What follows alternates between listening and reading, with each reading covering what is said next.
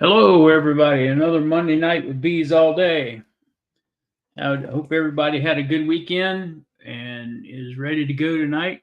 I think we got a good topic for tonight. So I want to say hello to Nancy and Mr. Mayhar and Jonathan. Keith, I see you're in here. Mike, um, Roy. Who else is in here? We have a new one, Sandra Carr. Yeah, I remember you coming into the store. Yes, I appreciate the business. Pennsylvania. So we're going to wait for a few more people to get in here and start our topic for the night and get going. And so I'm glad everybody had a good weekend and everybody's bees doing well. Everybody get into bees over the weekend?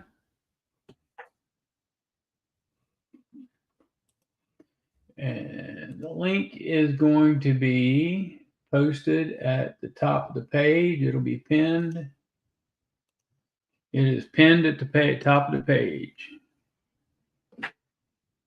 Let's see. Red.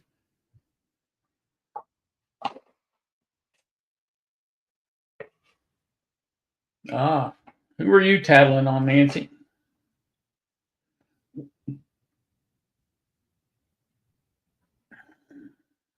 So, Mike, are they all doing well? Everybody's happy.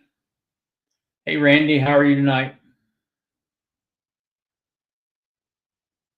Treatment's on this weekend. What'd you treat with, Roy?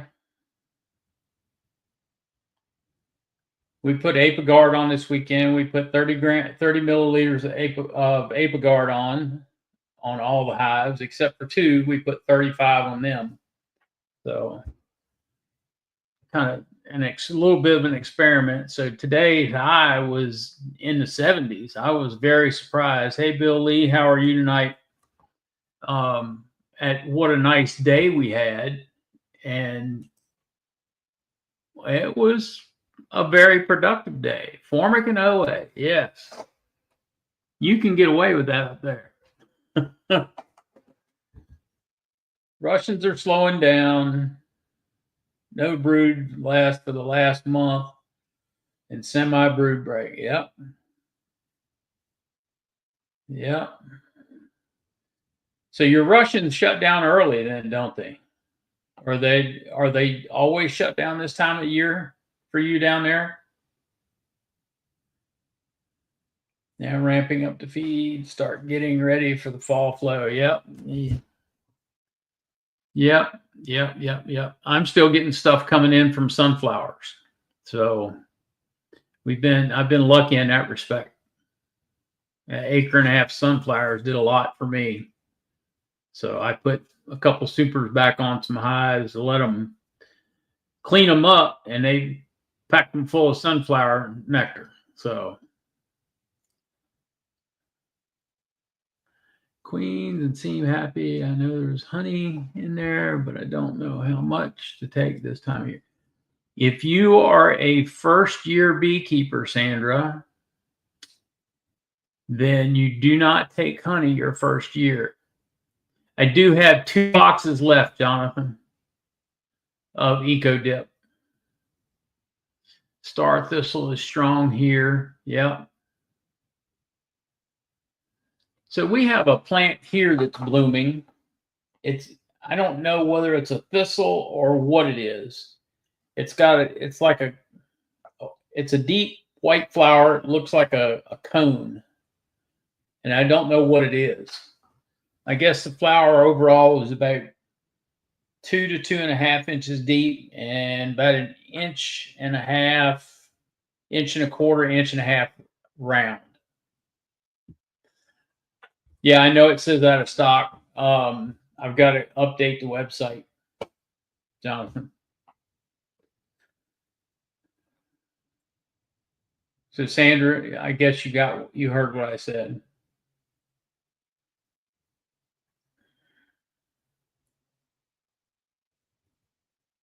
Yeah.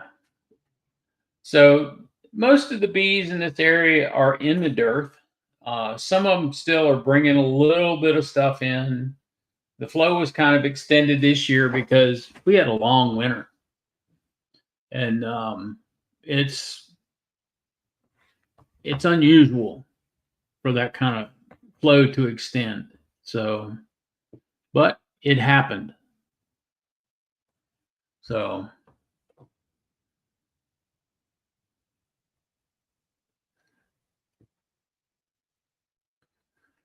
it's not starting to feed until now. Okay. That makes sense, Mike. That really does. It makes perfect sense. So,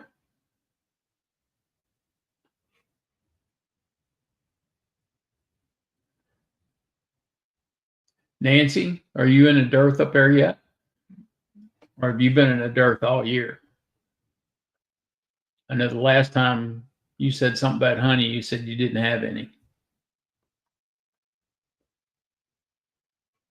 So anybody that wants to come in here, the link is pinned to the top of the chat. Anybody can come in at any time. There's no restrictions on who can come in and talk. So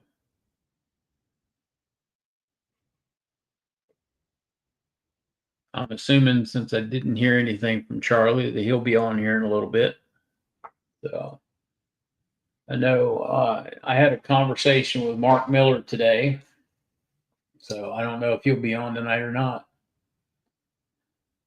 Jump in, Sandra. We're all tired of seeing each other. Yeah, you're right about that. We all see each other almost nightly, but it's a good group of people. So, yep. So y'all jump in and let's get this thing going. So we're almost to 40 people. So we hit 40, between 40 and 45. We'll start with the topic for tonight. So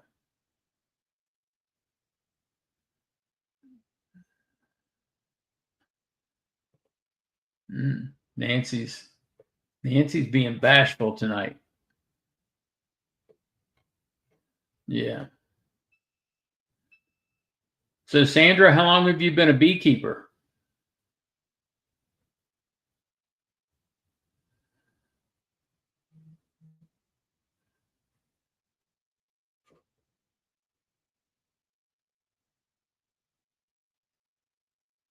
Everybody stop talking. Hey Wildwood, how are you tonight? Your bees doing good? You get into them over the weekend since March. Hey, you got to start somewhere, right? You got to start somewhere. So, and I know you're from this area since you have been into the store, but where are you from again? I don't remember everybody. I'm not that, my memory's not that good.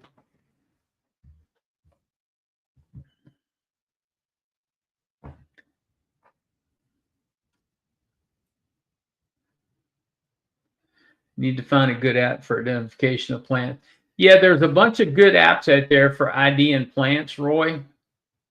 How you doing, Morris Homestead?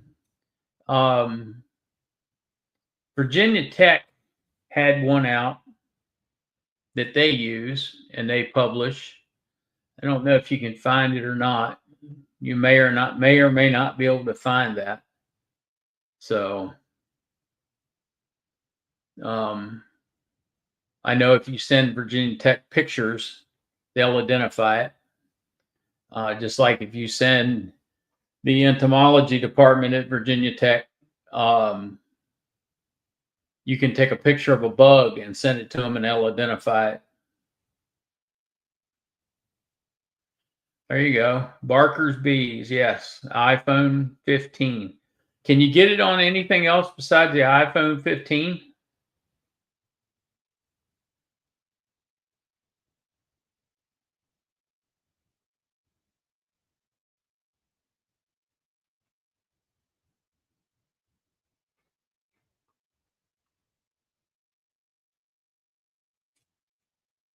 Not sure.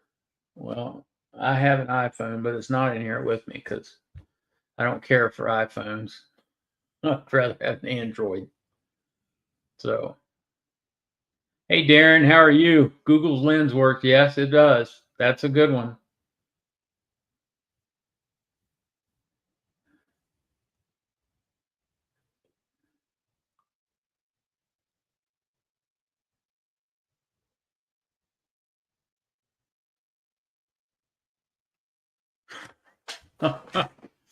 Strasburg. Okay. All right. Fort Valley Road near the. Yes, I know exactly where they're at. Yep. I know where Fort Valley Road is, and I know where the fish hatchery is. So I know where they're at. Yep. Plant net. Are you getting all this, Roy? There's a lot of people posting in here in the chat as different plant apps. So Darren, how are your bees doing?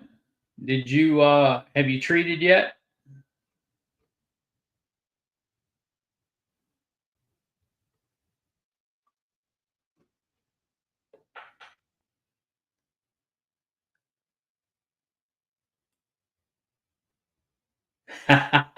Delinda, if you're making a comment on here, yes, you have figured it out. And the chat link is the screen link is posted at the top of the chat. So if you want to come in here, you can.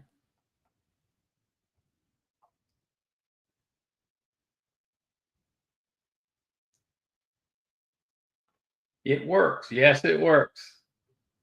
Delinda is from a area close to me in Luray, and she's got one long hive, and the rest of her hives are Apame hives. And she's pretty successful. She's been successful this year. She was successful last year. And she does come in the store regularly. And she's always willing to have a conversation about bees. So maintain anonymity. Oh, okay. Well, the cat's out of the bag now. Where are you from? So, Mike, you're going to run them all away. Hey, Clay, how are you tonight? I was down your way today. Well, not your way, but your bee yard's way. Put it that way.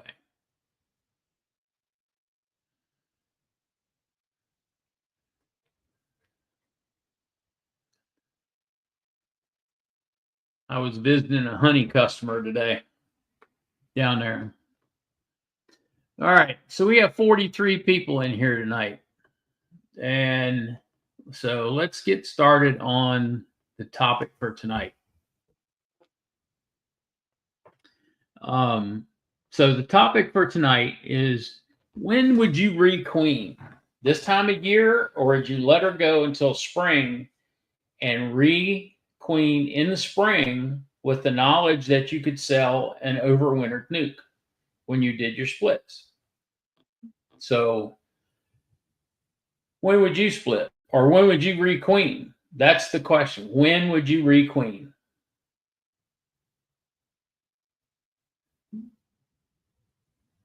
So everybody chew on that question for a minute, and let's start talking. So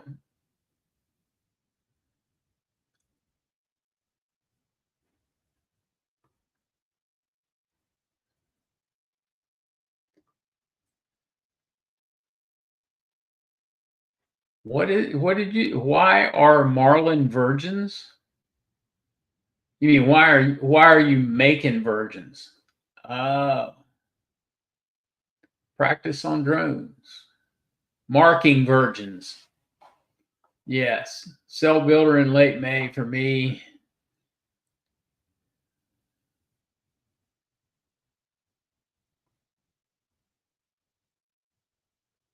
There you go. There's one answer right there from Delinda. She's got a long hive, and that queen is doing well. And she said she would Split in late February. Yeah, late February, March, when the weather allows you to do it. Yeah, there's a lot of dragonflies around here too, Clay, and that's why I shut down my queen rearing early.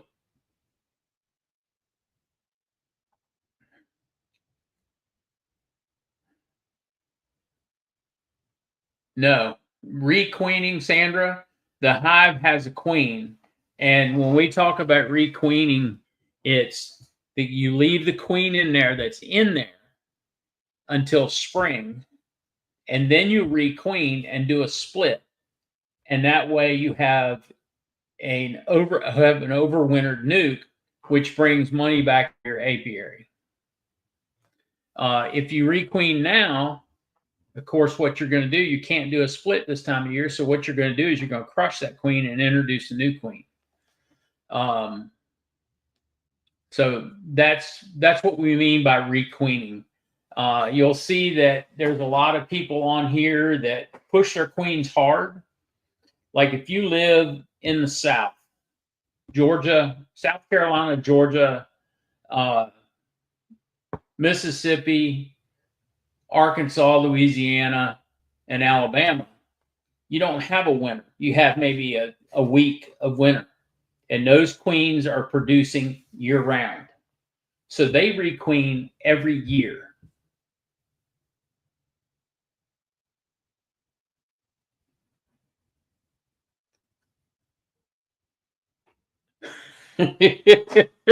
Bracken, I love that answer.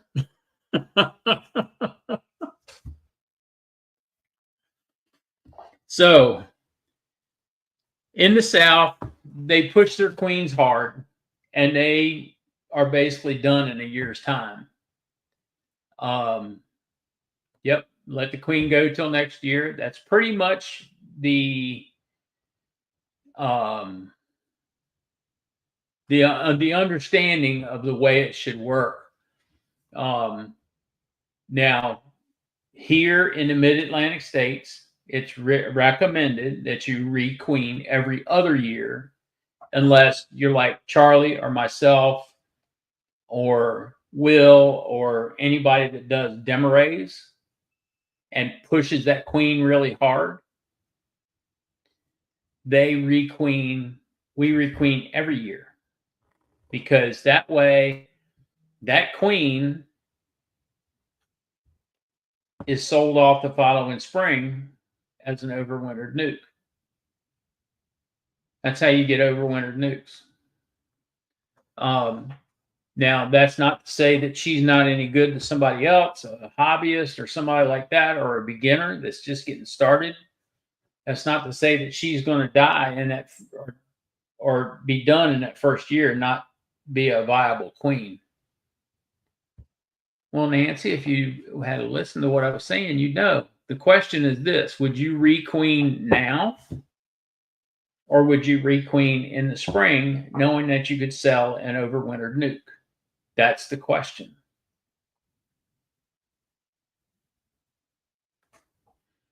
So, and I was saying that if you push your queens to pump out a lot of brood, you may want to consider requeening every year. I saw you were schooling Bracken. Yes, I saw that. And I like the answer he gave you. But if you are just, your everyday hobbyist beekeeper or beginner, there's no need for you to requeen every year yet. You could go 2 seasons with that queen, or 2 flows, or 2 winters, however you want to count 2 years.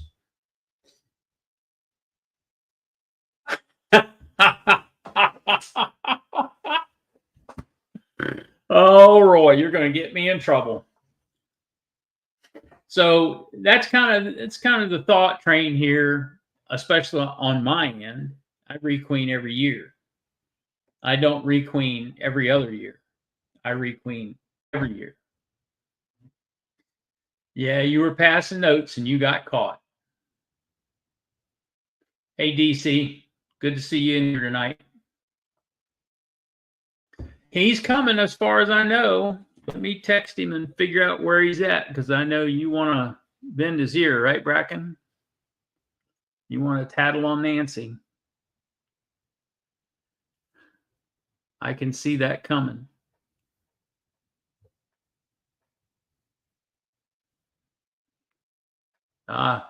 See, I didn't even need to text him. He showed up. It's magic. Bracken, you fished for him and you got him. The man, the myth, the legend. Sawmill Charlie. Yeah. I made it. Well, Bracken, I was baling hay. That's what I was doing. Yeah, I kind of figured you were. So I got done early. I got done early. The problem of it was I made a mistake and I laid down. Yeah, you went to sleep, didn't you? I was tired. Hey, Mike. So we were discussing whether to requeen now or to requeen in the spring, and which everybody prefers to do, you know, as a general consensus. And we have a new beekeeper on here tonight from my area. Her name is Sandra, and she's from the Strasburg area, which is just north of me. Sandra Carr. And we have Delinda Hendricks, who's an experienced beekeeper, on here tonight from Luray, which is, they're both customers of mine. So y'all be nice to them. Don't run them off. I'm glad to hear that they're We don't want to do that. We want the locals in here. Exactly. We want as many locals as we can get. So, well, the only thing I can say to that, and I've been thinking about that, trying to develop a queen replacement program. And I think that if you're going to buy queens, let's say buy mated queens in early spring, because you're not going to get them locally at that point in time, and you can get something from a good supplier, I say requeen in the springtime. Go in there, have it planned out. If you can, if it all works out, that if you know when your queens are going to arrive, 7 days prior to that arrival, or at least somewhere in that neighborhood, take that old queen out of there. This is something I've been thinking about for my own use. Take the old queen, 2 frames. Let's say a frame of cat brood and a frame of food and whatever, a little bit of open area for her to lay. Put that in a mating box. You've just populated your mating box. I don't think they're going to go back to home base that I know of, being the queens in there. And sell that queen if you can.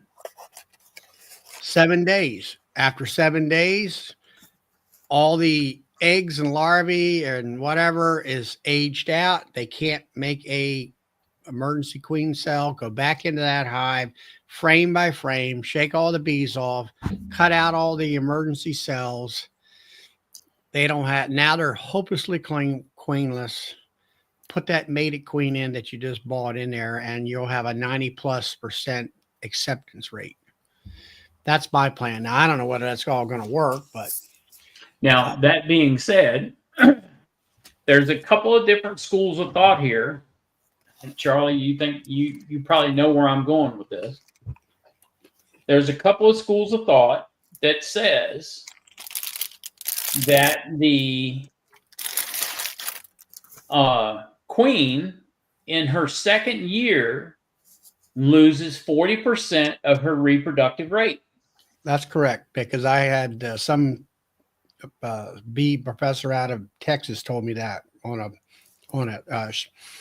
if you go through Man Lake's got her taped a couple years ago. Yes. Now, DC's made a comment here. And in a way, I can agree with this. If you are allowing your bees to produce their own queens, then this is true. But if you are getting queens from a reputable breeder and you know their genetics and you know and you like their genetics and you've worked with them before, then why not stay with it? That way, those genetics are not questionable. You know what they are. Yeah, if you know where you're getting your queens from. We have another local beekeeper in here, Judith Weimer. She's from the Elkton area, close to me. Isn't that the one that works for you? Yes, she actually works for me. Okay. So I'm not setting you up for failure bragging. I mark my virgins all the time. Oh, good Lord. I knew it was coming. Charlie. I knew it. What do you want? George. I knew he was going to do it. That's the best way I ever did, man. You get them coming out and you just mark them up. Put a big old bullseye on those virgins, Charlie. Come on, let's get her. Let's get Let's her. see now. If she's going to get ate by a dragonfly or a bird, it don't matter whether they got a dot on their back. Windows open in the truck, trying to mark virgins. Good Lord, Louise. So I forgot to tell. Well, Brack and I have been talking back and forth, texting, and I've been educating. And I forgot to tell him that virgins kind of will fly a little bit, especially those ones that are real active. They like to run around. Yeah, they love to run around. So I'm yelling at the video, close the window, or the door, whatever was open. And then finally it got closed. But yeah, I just so in all seriousness, one of the reasons I don't mark virgins is because I don't want to handle her. I don't want to take, now I know he's making tons of them, 20 some of them, but I don't want to interject more human error than needs to be there. So let me answer, Nancy, let me answer DC's question, and then you can have that. Oh, sorry. So DC, when queens are shipped, or when I ship queens to anywhere in the United States, it's typically less than 10% of the time that you get those queens that they are damaged, because you're shipping them overnight and the box is marked live bees and everything else. And that box is made in such a way to where nothing can be pressed right up against it. So when they say mark live bees, they make sure that they put them out in the sun outside the post office. There you go. So it's less than 10% of the time. I mean, I could ship you a queen next spring and you'll have her the next day when I ship her. So, and if she is damaged, typically most queen breeders will send you a new queen. So I hope that answered your question, DC.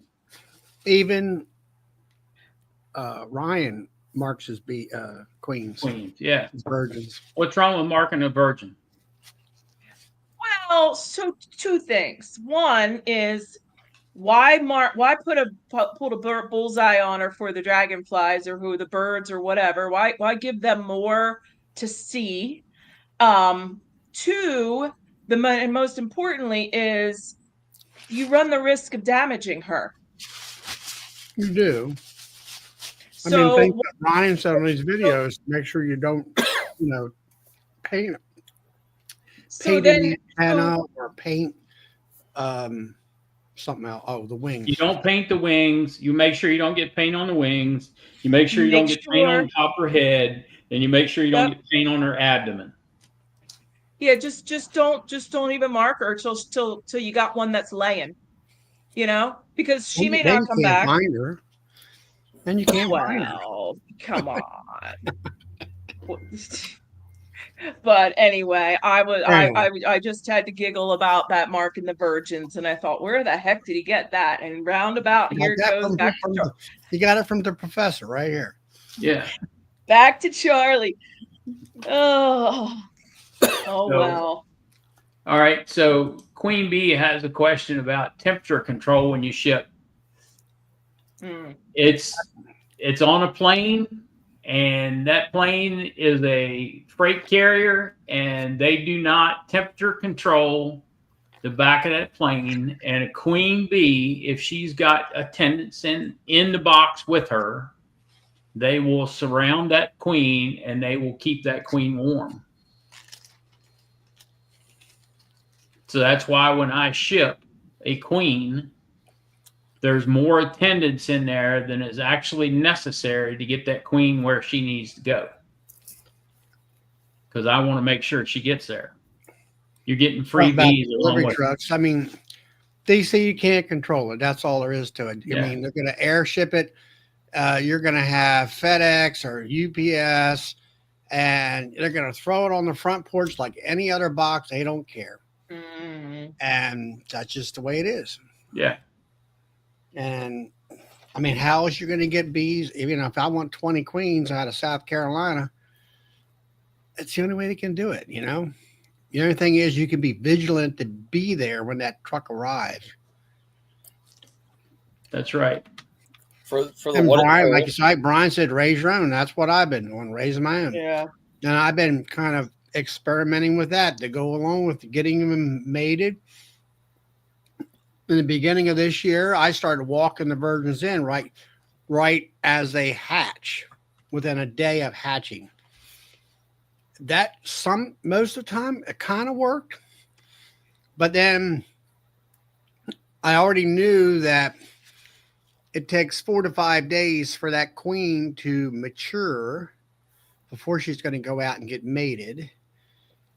If you watch Bees in the Weeds, he had a 6-segment thing with Kent Williams down there. He's the guy that taught me how to graft back in 2019. He is a commercial breeder or queen rearer, queen and beekeeper out in Kentucky. And he is, anybody that calls him a master beekeeper, that guy is the only guy that I can say is a true master beekeeper. He knows more about bees and knowledge in his head I've ever met. And but anyway, he states it, and he usually waits for those queens to mature for a week before he puts them in. He'll put them in the mating box that morning on the 5th, or let's say the 5th or the 7th day, I think it was. And that afternoon, he's had them come back mated that afternoon and all. And of course, I don't know what his drone situation is. Yes, the queens from the Oliveris Queens operation is in California. And I have ordered queens from them before. And I will get, the last order was 30 queens. And when I got them, they were fine. Yeah. So I ordered just for the what it's worth. Believe me, I want to start I would like to start raising my own bees, but I haven't been able to figure out the time to do that.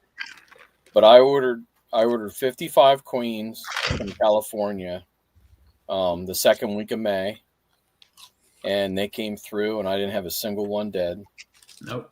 And then the second week of June, I ordered 80 more. That's when I was doing, all my splits. And in the second round, again, coming from California, they were overnighted by FedEx. I was home, working here at home to receive those deliveries. I had one out of that second batch of 80 queens that was dead when I got it. Just one. Yeah. That's good. That's a good ratio. Now let's get a little more. But that's just my experience with it. You know what I mean? But let's get a little bit more specific with that.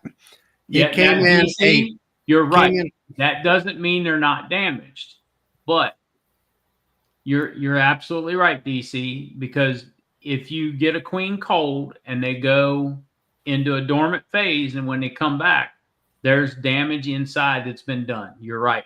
Yep. No, I'm not arguing that. Absolutely. Nope. Nobody's arguing that whatsoever, DC. They were physically alive when I got them, and that's, you know what I mean? There was one out of the second batch. It was not. Did they send you any extras, Will? Tot wants to know. They did. Yeah. Yep. I think they had How are sent. they And doing now? it also came in a big box. And did they dump bees inside the box? Oh my God, yes. Yep. Right. It was Yep. like having a hive of bees inside. Now, did Yeah. they still have attendants in the cages? No.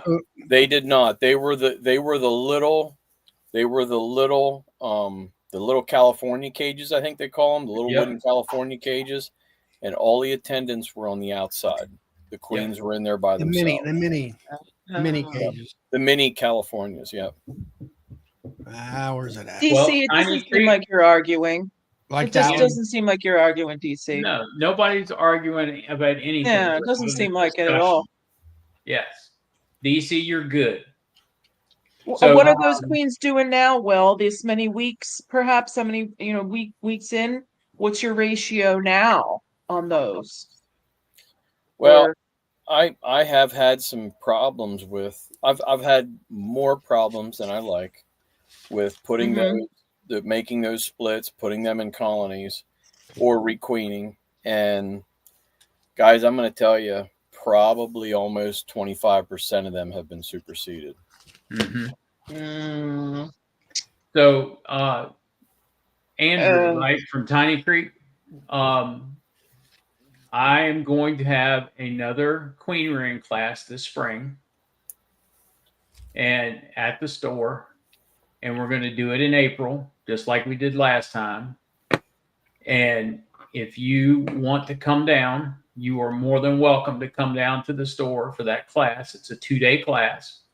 We start with the cell builder, and then we go through all the different tools and everything else while the cell builders are there, and then we go into the grafting on the second day and we drop the cells. So you're more than welcome to come to that class. I'm not sure where you're from, but South Carolina. It's Andrew. yeah, We we got a full house tonight. There's Phil. Hey, So I don't breed queens. Hi, Philip. hey, Nancy. I don't How you breed doing? queens. I let my bees requeen themselves, or I can move cells. Like if I have a couple cells, I'll move cells. But my yard requeens itself every year on its own. Either I sell nukes and queens, and then I let them requeen. And if I don't do any intervention at all, they will requeen themselves. Like I had 2 green queens down there, I don't know, 6 weeks ago. So green queen would have been from last year. And they superseded both of those green queens now. So my yard is completely blue. It's turned over completely blue now. So mine will requeen themselves every year if I just let them to their own devices. except for 6 of them, right? Oh, geez, yeah, okay. So I want to add. Okay, I can take it. So I put those queens above the queen excluders when I did formic, which was a goofy thing to do. Don't ever do it because the bees do not go up to the queen; they stay down with the brood. The other thing, real quick, is that was 14 days ago today that they killed her, and those queens are released. They released them, and their cells are torn down in 14 days. So I have virgins running around, and no, I did not look around to try and find them because I don't need to find them. Like I saw that the cells were torn down, and it's 14 days, the cells are torn down, so I know I've got virgins running around. And I could tell by the way like I was in them without a veil today. So I know they're not like they have a queen in there. Okay, so Nancy, I have a question for you. Mm-hmm. If you're allowing them to create their own queens, what's your ratio of hot hives to calm hives? Oh, I don't have any hot hives. I had a hot hive a couple years ago. I let it go 2 years, and then I didn't treat it or feed it. But I don't have any hot hives. I work my colonies in a skirt, tank top, and I didn't even have a veil on today. Working them, so I don't have. My bees are very gentle, but I'm very gentle with them. Like I don't knock them, or tap on them, or clank them, or all that kind of stuff.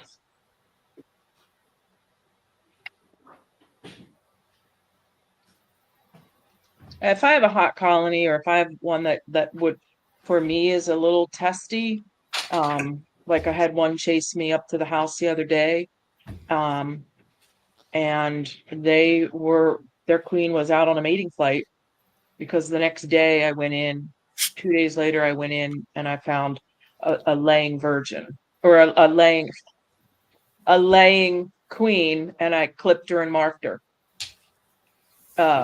So, you know, they were testy. One, they were hungry, and they were almost done requeening. She was all but coming back. So that's why they were testy. But I'm north of Philadelphia. Did I just see that? I'm Yeah. north of Philadelphia, just a smidge. Yeah. Now Outside DC asked Philly. me a question there. Yes, DC. This year's replacement queens that I did, my queens were 2 years old, and I raised my own queens and replaced them. And that was some of the experimenting of myself, and actually I had some mentoring through Mark Miller, and I found I had a better acceptance rate. First, I used to just let the virgin walk in, and I figured, okay, she's like a virgin coming out of a cell. You know, she really doesn't have any smell. And sometimes that worked, sometimes it didn't. And then I found here recently, within the last couple of weeks, I had a nuke that was queenless, and I made sure that she was in a candy cage. I put attendants with her, and then I let them eat the candy out and released her over, let's say, a 3-day period. And she's I haven't seen her, but she's definitely got brood in the nuke. So I said, okay, you know, the queen's there. So Queen Bee, the best place to get an EpiPen is from your physician. They are prescription. Yeah. Yeah. And You Insurance really don't would need an cover it. EpiPen unless you are diagnosed allergic to bee stings. Local Yeah. swelling and redness is a normal reaction to a bee sting. Yeah, I'm gonna disagree with you on that. Yeah. Yeah, Yeah. I think you need one just in case. I carry one in my truck just for that reason, Philip, that if somebody Yeah. gets hit that's not used to getting hit in the throat, I'm going to give them that EpiPen and drive like hell for the hospital. Well, I'm gonna wait till they need it, but Right. Yeah. I'm just saying. I do it for the same thing. But what I told my doctor was, look, one of my out yards is 30 minutes from the nearest hospital. Yep.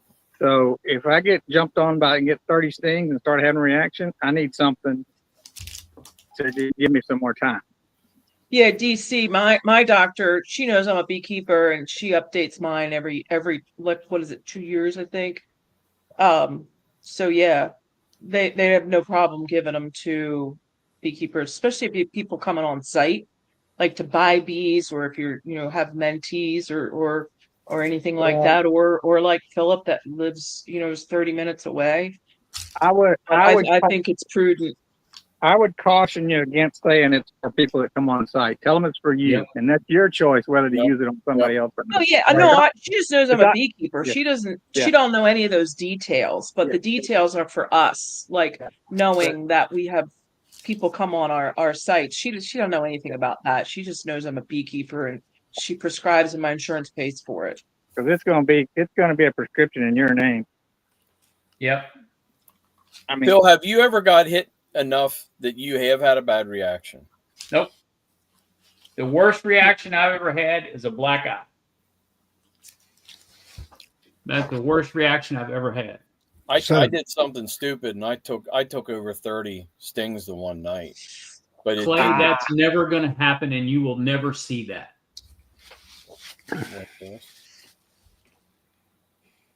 What's He wants this? to see me work bees in a skirt. Oh, What's your Phil, yeah, Phil, no. they call it a kilt for us. Yeah, they call it a kilt. Yeah. Ain't happening. Doctor, Oh, so hey, on this hey. topic, hey, Clay, I want to see Leslie work bees in a skirt, okay? Nancy does it. I've seen her in video. Yeah, I've seen her in video too, working bees in a skirt. yeah. She wouldn't be I doing that can't- down here in my hives. And she wouldn't be doing it in Well, my I yard wouldn't be- either. Well, that's exactly. But I can in my yard because of the way I work my bees. But So back onto the EpiPen real quick. Dr. Goldman, physician out of Maryland, is kind of a leader guy on all of that research, and he has a good article. I think he was trying to retire. I'm not sure where he's at in his career, but he was looking for 1,000 beekeepers. Charlie, you're in Maryland, so you had to go once a month. It was just too far for me. But he was at one point he was looking for 1,000 beekeepers to come down once a month and give blood to test, because if there's anything new in the reaction of venom and reactions and things like that, it's got to be us, the beekeepers, which is we get the most hits. But he there's a really great article on that he wrote about what anaphylactic shock looks like. I had a friend of mine, a 47-year-old healthy man, die from a bee sting. He's gotten stung many times, and he actually died, and it was in about a 20-minute span. So it's some serious stuff. It's not like you don't have time. If you're gonna, if you're gonna go into anaphylactic shock for real, you don't have What time. I don't quite understand is why do you have to have a prescription for it? But yet, when I was on AMBO, I used to shoot up Narcan for the druggies, and now they give it out like candy. Yeah, they do. Yeah. And it's But an like, EpiPen, I know. We should be able to go to the store and buy it. we got a justified concern and a possible threat, because we do work the bees. Yep. And like Nancy says, you can be stung multiple times, and it only takes. It takes one. Your body does goofy things, and you get you're getting ready to swell up, but yet your doctor won't prescribe, or some doctors won't prescribe, possibly. Yep. So it's not about so you can have lots of stings, and you can have, but it's that one sting that could put you over the edge. It doesn't matter how many stings you have in a particular given. I'll let myself get maybe 6 or 7 stings a day, and then I know I got to be done. I head for the house and I'm done. I get one a day, I'm done. That's not even. But it's a sting, and it's very fast. Like I said, Dr. Goldman, he's from Maryland. Google him, read his paper. It's very easy, friendly reading, but every beekeeper should be knowledgeable about what they're looking for when it comes to now I can't say it. Shock. It's very quick. Yep. So I was the VA this morning, and they denied me getting an EpiPen. That's insane. The VA though, the VA. The VA. I don't want them wasting my tax dollar saving your life either, Bill. I'm just kidding. Hey, don't mince your words. Just spit it right out. Yeah, just spit it right out there. You recognize these, Bill? Yes, I do. Hey, you guys get your Acorn XX frames from Shenandoah Bee Supply. Don't wait too long. Yep. There's your advertisement. Okay, let me find the link quick. I have the actual article. I used to hand it out to people, but let me find the link. And the other thing, Bill, did they deny the prescription, or did they deny paying for it? They denied coverage of it. Yeah. So I wonder what it would cost. What do they cost? $400. Yeah, if you get the Epi brand or whatever it is, the one they call EpiPen, it's like $200 or $300. But if you get the generic brand, it's like about it's about $100. Yeah, it's about $100. The white has a generic one. So do you get that through Amazon there, Phil? No, I get it with whenever I do a physical, I'll get them to write me a prescription. But what ends up happening is they end up trying to file for insurance, and then the insurance denies it, and then they go back and forth. This last time it took me a month to get it, and she says, "We're trying to get the insurance to cover it." I said, "They're not going to cover it." And so finally, I said, just I'll just go down there and pay for the thing. It was Yeah. not, $99 is worth it to me to have the peace of mind. Yeah, If somebody's it with me is. or if I'm there. It's supposed to be done every year, but I'm okay if it's a 2-year-old EpiPen. I'm going to use the old one first. If it doesn't work, I'm going to use the new one. Yeah. Yeah, I keep Yeah, so my old the ones reason too. the VA denied it is because they said, you've never had a reaction. How long have you been a beekeeper? I told them, they said, have you ever had a reaction? I said, nothing more than a local reaction. Well, you don't need one. And they denied it. Yeah, but you teach. You have people on site. You You teach. can't use an EpiPen, your EpiPen, on somebody else. Yeah. He's right You can about get in that. trouble for it if you do. Just keep Well, that in mind. You get Well, in a lot of trouble. That's yes I'll and get in trouble for it. that's yes and no, Bill. I've done a lot of first aid training, and that's one of the scenarios is where you have a kid, and this is a live scenario. Mhm. They got real actors playing this out. One kid's going into anaphylactic shock from a bee sting. The other kid is allergic to bee stings and has an EpiPen, and the bees are flying all around. And it puts you in a situation. Do you take that EpiPen from that kid? Do you ask him for it? They don't give you any answers. The pediatric EpiPens typically have 2 shots in them. They have the big one, the main one. And then if you break that EpiPen open, there's a smaller one in there that's the same dosage. I don't know. They give us the prescription is 2. Yeah. And you're supposed to give one. If that doesn't work, you give the other. But but anyway, that's a scenario. I mean, the kids that were playing it were good because the kid that had the EpiPen, he didn't want to give it up, and you can't just take it from him, because if you take his EpiPen and then he gets stung and dies, you're in a big world of hurt. Yes, you are. See, like Charlie was a paramedic. I was a paramedic for 42 years in Virginia, and my experience relies on Virginia. So if I take my EpiPen and shoot somebody else with it, I'm in a world of hurt when they get to the hospital. You're not if you've saved their life.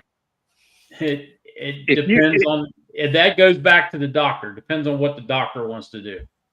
Well, if you're out in the field and you have and it's a split-second decision, I'm going to choose to get in trouble.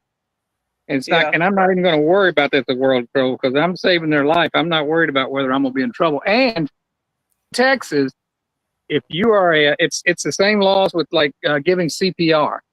If you really are trained in CPR, you're obligated to give that assistance, and you're also protected by law that if you do it wrong and end up killing them or hastening their death, you're still protected as long as you didn't do anything negligent. And it's similar isn't it, Charlie? If you were in an EMT, it's similar in any kind of first aid situation. Well, right? you're protected underneath the Good Samaritan Act, which is, that's it. I don't know. It's sometimes it gets a little vague there, but that varies state to state too. So well, anyway, let's drop the subject. Yeah. I mean, so talk to your practitioner, talk to your doctor, and if they'll give you one, don't turn it down. So that's the guy. He died.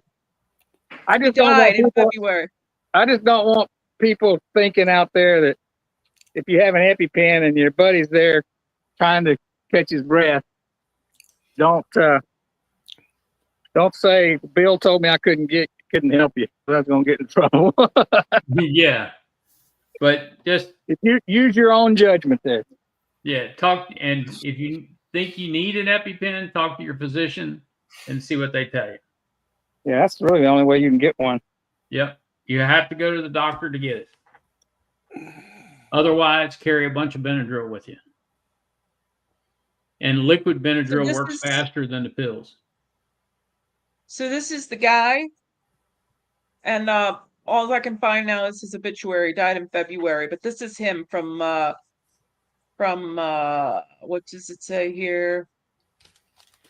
Nephrologist, internist, practicing and teaching medicine, suburban. This is the guy you're looking for, David M. Goldman. When you look for his paper, and I have it. I'll try and look for it for tomorrow. But it goes through the steps of what it looks like. Was he the guy? Oh, I mean, the guy that died. Is that the guy that was on the news a couple months ago? For what? February, died in February. This dude died in February of 25. I don't know. They interviewed his dad. His dad was really old. He was like in his 60s. He'd been keeping bees his whole life, and he got stung and went inside his apartment. Still had his beekeeping gear on. Maybe a different person. I guess. No, this is a doctor. I don't think he was a beekeeper. This guy wasn't a beekeeper. He was a doctor. He was a nephrologist. That studied anaphylactic shock in beekeepers and people. And he tells you what it looks like step by step by step. What you're looking. The guy that studied the anaphylactic shock died of anaphylactic shock. Is that what you're telling me? No. He was 85. It doesn't say how he just died of old age, I guess. Oh, okay. I thought he died from a bee sting. No, I don't think he was a beekeeper. Or I don't remember. I don't think he was a beekeeper. We had him on one time for one of our clubs. But I think it's a good idea that we all know what it looks like when it's happening. Anyway, okay. All right, let's get back to the topic. I think it was queen rain. Yeah, What was it the was topic? when to requeen. This time of year or in the spring? I think the spring is better because it's everything is better. Everything better happens easier and better in the springtime. Yeah. Yes, Darren, he knows. He's a queen rearer. Yeah, when the flow, like when the flow is on or right before the flow, I think it's the best time to do anything. I mean, I don't know. What do I know? I agree with that. Yeah. Here wouldn't be a good idea. I haven't seen that many drones lately, and plus the dragonflies are everywhere here. Yeah, I've noticed, or I haven't been in the hives that much, but when I have, I've not seen a lot of drones. I think the drones are done. Yeah. Everything is done.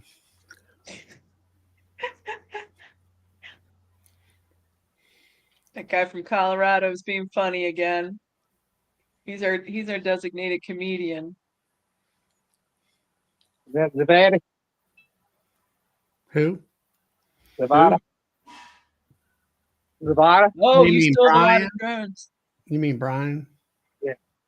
Yeah, Brian from Colorado. I was watching my front porches today just to see if I'd see any of those virgin queens coming in and out. But I'm looking for drones too because I try to keep track of like Pittsburgh. When Pittsburgh starts saying that they're getting rid of their drones, I know I'm 2 weeks or something like that, but I try to pick a spot to see when their drones are going, and then I know it's coming my way. Clay, are you still seeing drones? I still had drones in the colonies over the weekend.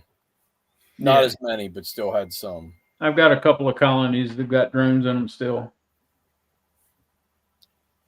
But it would even now if I was breeding queens, it wouldn't be enough Mm-hmm.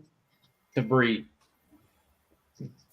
So I don't know. I mean, I haven't really dug into my hive. Well, I did dig into one there over the weekend that I was wondering whether they were I'm queen right and all that stuff. So they just haven't built up that much.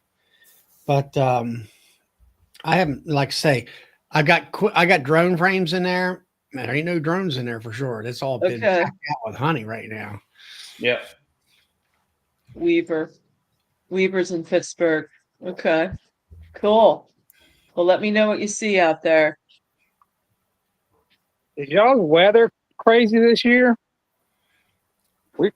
Grass is still green here in Texas. Yeah, we've had a really crazy year for weather. Hey, Joey. Grass is always green here. Yeah. Hey, Tom. We're usually dodging Hey, grass Tom. fires at this time of year. But It rained last night here, real heavy. Yeah. And that we usually, if we get We didn't one rain get in it. August, we're happy. We already got it. We didn't get that rain. We haven't had rain now in like a week and a half, maybe. Something like that. It's been a while compared to what it had been. You know, it was raining every day, every other day. I'd Yeah, like to we've see it been- dry up a little bit and get the clover coming on. Yeah, we've been having really heavy dew at night. Yeah, in the morning we've had dew. But I don't know. The rest of this week is reasonable chance of rain, drizzle tomorrow. Yeah. It seems like that I haven't checked tonight, but temperature wise, it looks to be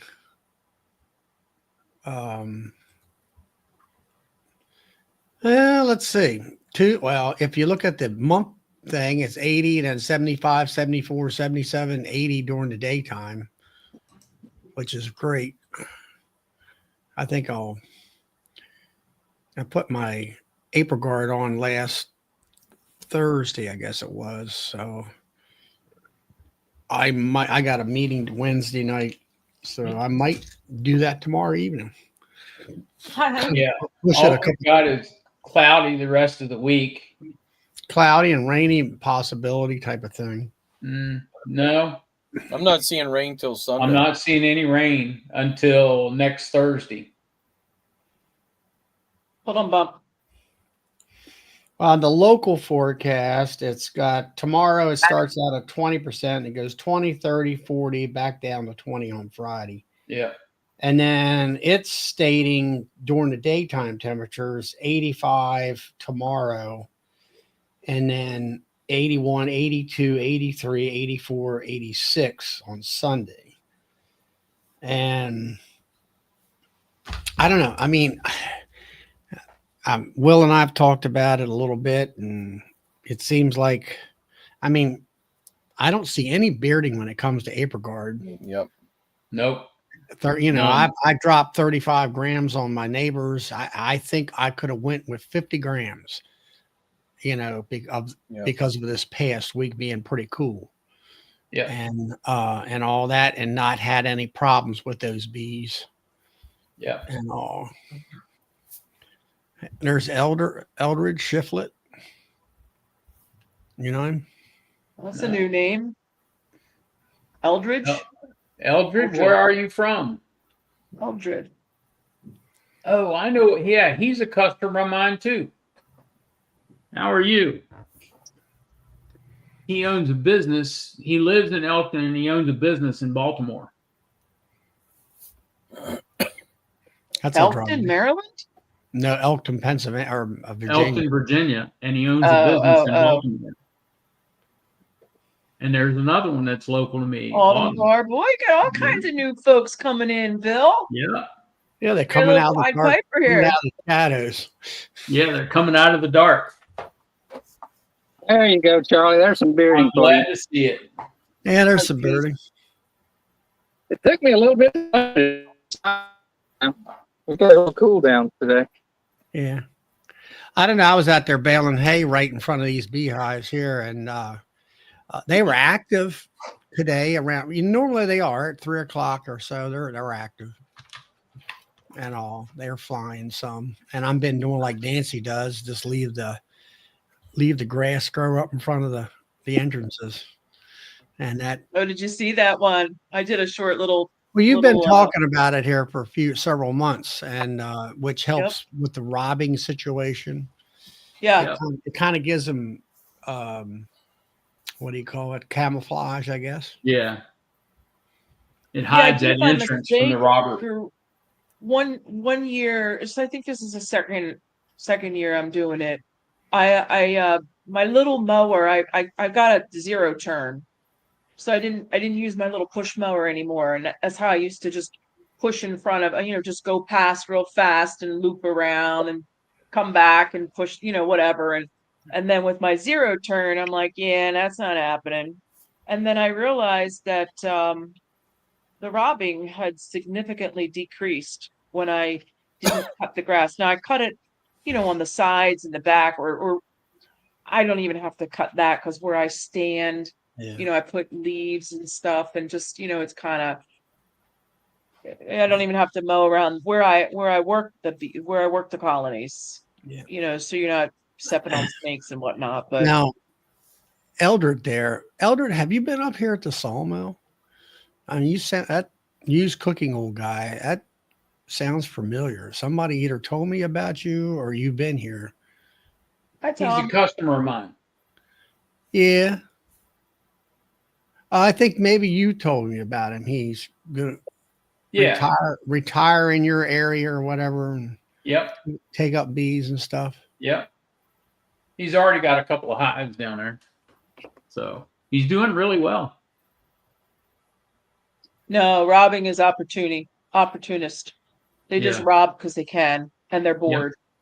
They're gonna rob from each other and they rob again and they rob again. That honey goes all over the different colonies. Yep. And they rob the weaker ones. Yeah. Yeah. You put some feed on feeding your stronger ones, especially, well, you feed everybody, but like I put buckets on my strongest colonies. Yeah. So that settles them down and keeps them home. Yep. Not So causing Will, havoc. how are your buckets working out? They are still in the cardboard box on the front porch right now, Bill. Oh, okay. I got to drill a whole bunch of migratory lids before I can use them. I know you were. I've been kind of scrambling. So Yeah. Okay. I knew you bought them, and I knew you and I talked the other day, and you were on the fence about drilling those holes. yeah, it's killing me to do that, but I am going to. Yeah. So I have a question. I have migratory covers I bought from Bob Binney a couple years back, and I keep trying to use them. They leak.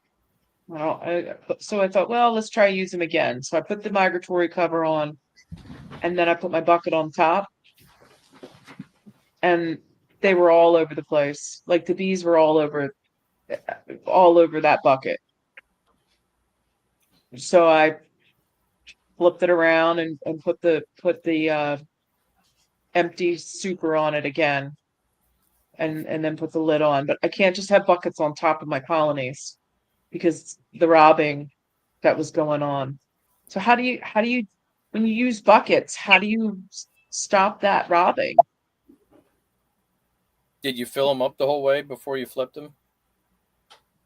More or less, yeah.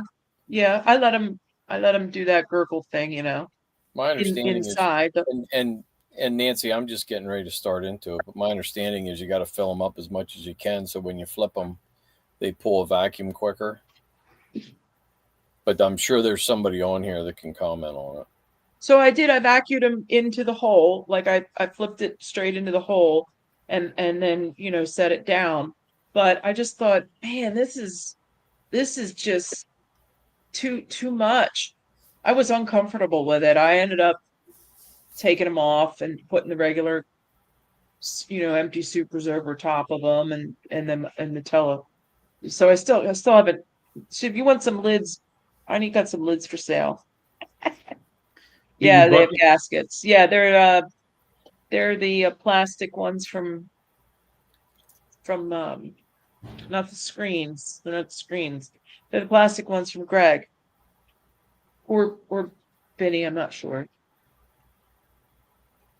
Yeah, I just got a load of them and I actually picked up some more over the weekend. I stumbled into a deal on some. So, but I haven't drilled my lids for it yet. So I'll let you know how I make out.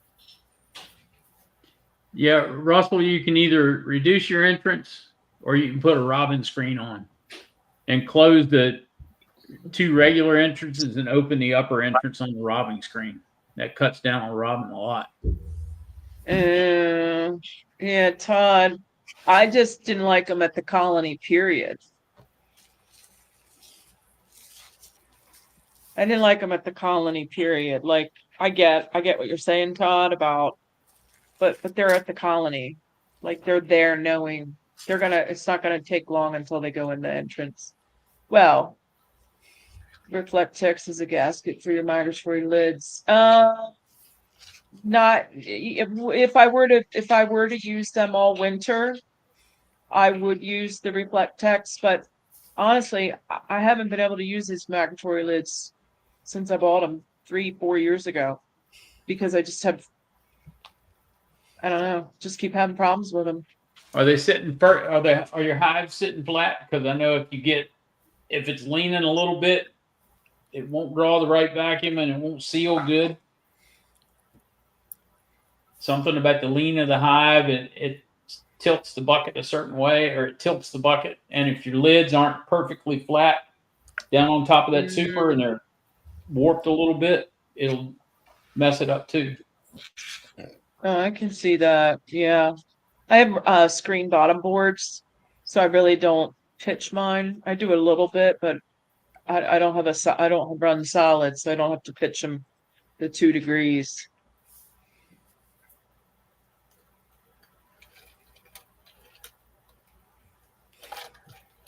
Yeah, I just took them off and just did it the regular way. Yeah. I don't really have any robbing problems as far as from hive to hive. I mean, and the only robbing I had this year was when trying to pull honey supers. And, man, they were all over there trying to, get into them. They couldn't even get the bees out of the supers a lot of times. Yeah. I don't want them to be interested in that colony, period. That's why.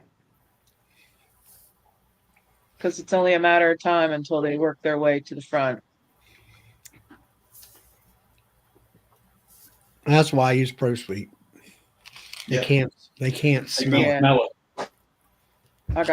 I got 8 buckets of Pro Sweet. I'm just not gonna start yet.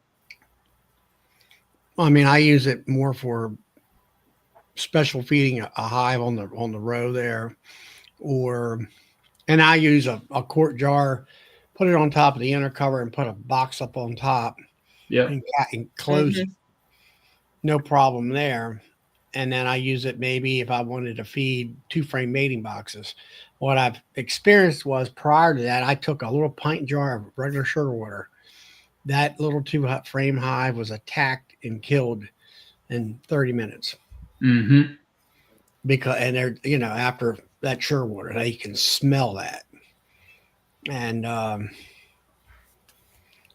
that's why I went and got some Pro Sweet and had no problems.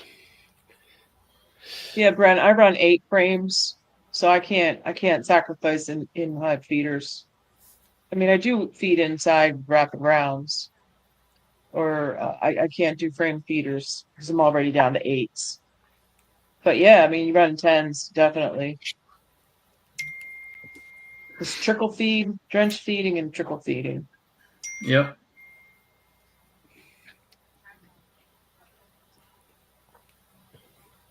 Kind of depends on how you're set up. I mean, you can spend so much money, either you're in, like me, I'm a top hive feeder guy. That's what I started out with. That's what I keep with.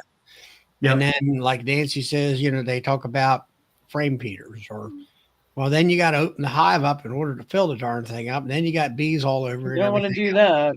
Right. No, you don't have to open it all the way up. I use frame feeders. You can slide them.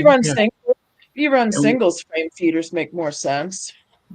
Yeah, we run a 2 frame feeder on a 10 frame or an 8 frame hive, medium. We pick the cover up, inner cover, and slide it over to the edge of the feeder, fill it, slide it back, and put the cover back on it. Oh, you run them in your mediums, Phil? Yeah. This is what I use, but Dollar Tree quit selling them. I just drill 5 little holes in them. Yeah. Yep.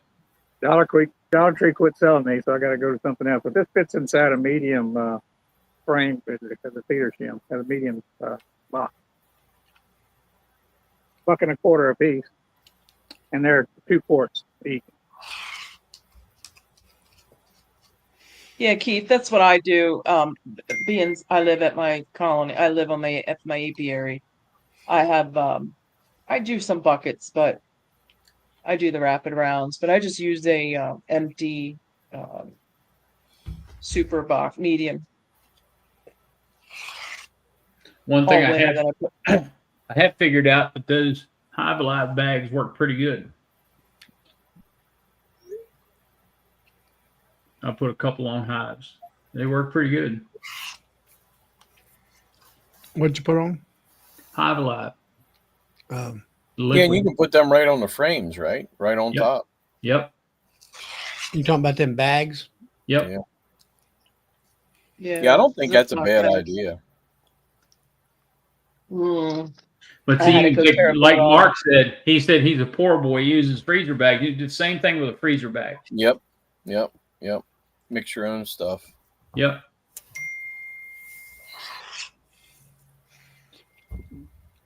That'd Yeah, be- Brent, that'd be a if pain you in only the got, ass, you would think.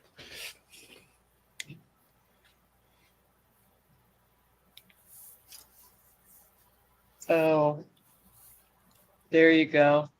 Don't put Well, any. Luke, when you feed a pollen patty, you need to roll it out to about 1/8 of an inch or thinner. That keeps the small hive beetle out of them. Because And don't put too much on. And Put a little bit on. don't put an entire patty on. Cut them in half or quarter them, and roll that out to 1/8 of an inch or thick or less, and that'll keep the small hive beetle out of them. Put them on in winter or fall, Yeah, like February. spring. Yeah, when the hive beetles aren't, when you don't have hive beetle pressure. I don't know where you're at, Luke. I don't know what part of the country you're in. So where are you at, Luke? What part of the country?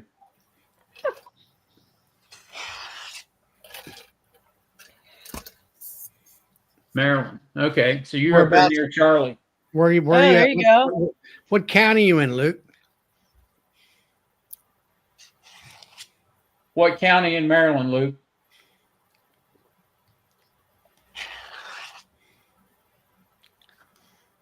Montgomery. Mm, All right, he's down around DC area. Yep, yep, down that way. it's Peabody. Isn't He's Peabody not down too there? far from me. Yeah, Montgomery County. You're down there with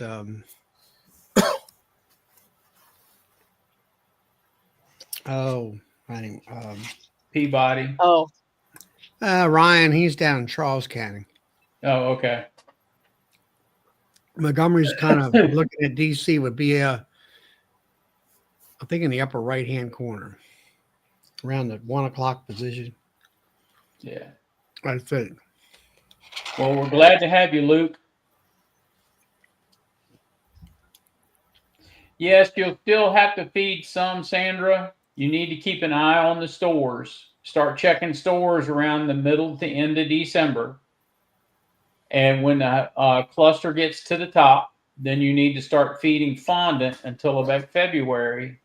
And then you can start feeding pollen patties in the spring. Bottle of water. So that's the best way to put that to you. Yeah, look at the next comment there. She needs to know how she depends on how the weight and I mean next one above. mm-hmm. They'll take it if they need it. Just Yep, keep they giving will it to take them. it. First year, just Yep. keep giving it to them. Just keep giving it to No, them. but They'll she's- take it until they quit.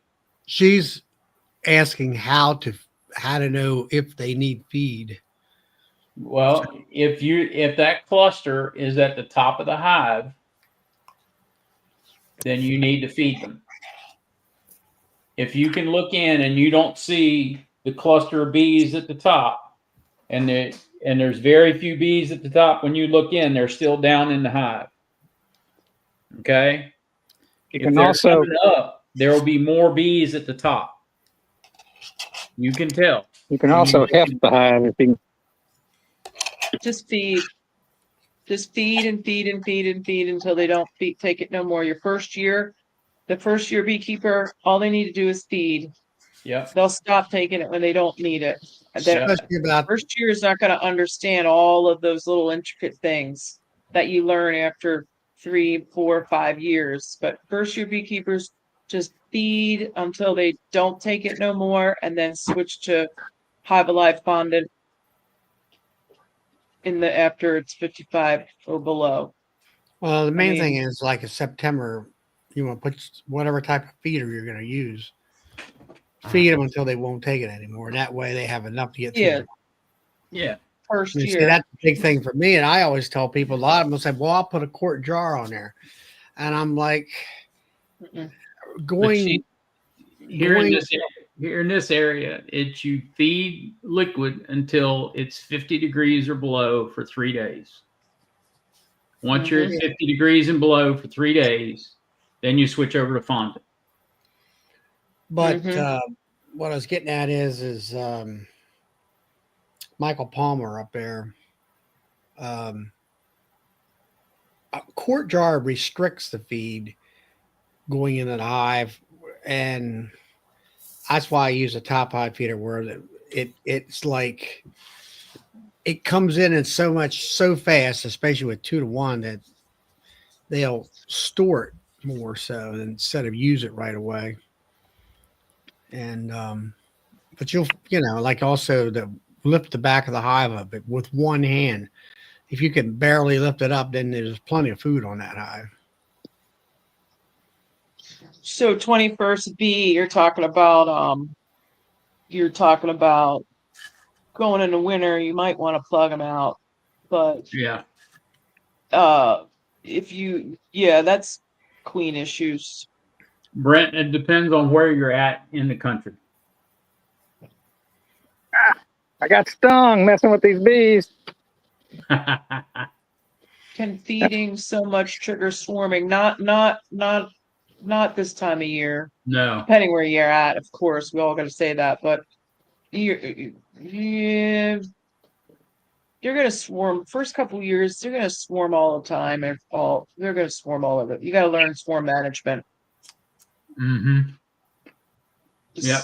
Yes, swarm management is you wouldn't be feeding in the spring when their swarm impulse is at the highest. Yeah, And Matt. after The buckets are a good feeder. The frame feeders are good. They should be fine. Clay, you have an atypical situation. It normally doesn't trigger swarming this time of year. Where's Clay at? Virginia. He's south of In me. Minnesota? It's just south of Malton's Mountain. Oh.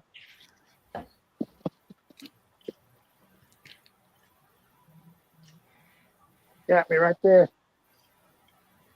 Well, so you won't have the arthritis problem there. Yeah, exactly.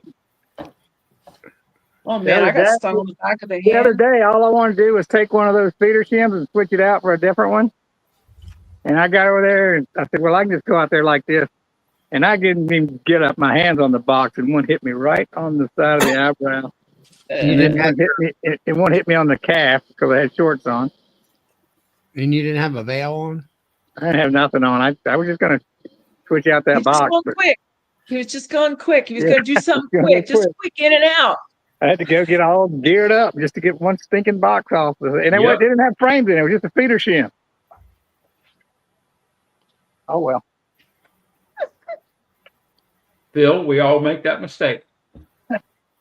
Every time I get stung up, I always say, never go back without your smoker and protection. And then I'll Do it again. couple months go by, there I am doing what I just did now, messing around. There you go. Well, I was looking at those. I put those feeders on Thursday, and the last one I looked at, they drank maybe a quart out of, but the other ones were like less than 25%. So I'm wondering if we're not still on some kind of little flow. I pulled honey off. I pulled some honey last week. I've never done that this late. That was after my main pull in July. I pulled 10 pounds, average 10 pounds on each colony that I pulled in 3 weeks of July.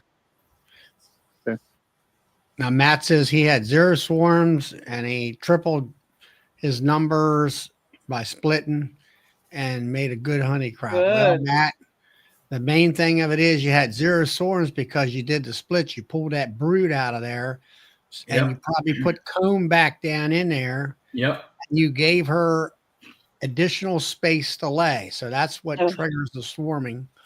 And then in turn, you increased your numbers. Yep. And which increasing your numbers, most likely, of course, you're, a bigger workforce about bringing in honey crop. And then hopefully the weather in your area was better than it was around here.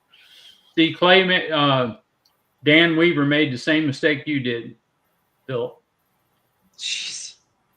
What did he do? Oh man. He said he lifted a lid today to add a wet super, and about 50 guard bees hit him as he lifted the lid. Suit up. They're hungry.